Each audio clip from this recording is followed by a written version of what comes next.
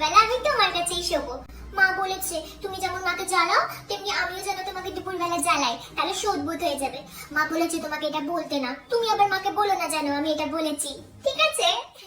রাত্রিবেলা মার বাবা খুব ঝগড়া করে। তুমি তো তোমার টাকাগুলো পিসিমণিকে গোজো তোমার পেনশনের, সে নিয়ে বাবা মায়ের খুব ঝগড়া হয়। তুমি সব টাকাগুলো পিসিমণিকে গোজো কেন? একটু তো আমার বাবাকেও বুঝলে পারো। ঠাম্মা, তোমাকে তোমার ছোট ছেলে দেখে না আর ছেলের বউ দেখে না, তাই না? তাই তুমি বড় ছেলে আর বড় বউয়ের কাছে থাকো। মা বলছিল তুমি তো খুব ঝগড়া করো, তুমি খুব ঝগড়ুটে, তাই তোমাকে ছোট ছেলে আর ছোট ছেলের বউ দেখে না। আমার মা একাই যে তোমার ঝগড়া সহ্য করে, মা বলছিল। ঠাম্মা, তুমি বাড়ির কাজের মাসির কাছে মায়ের নামে পরনিন্দা পরচর্চা করে, তাই না? মা বলছিল তুমি মিনতি মাসির কাছে গুজুর গুজুর ফুসুর ফুসুর করো, মা বলছিল।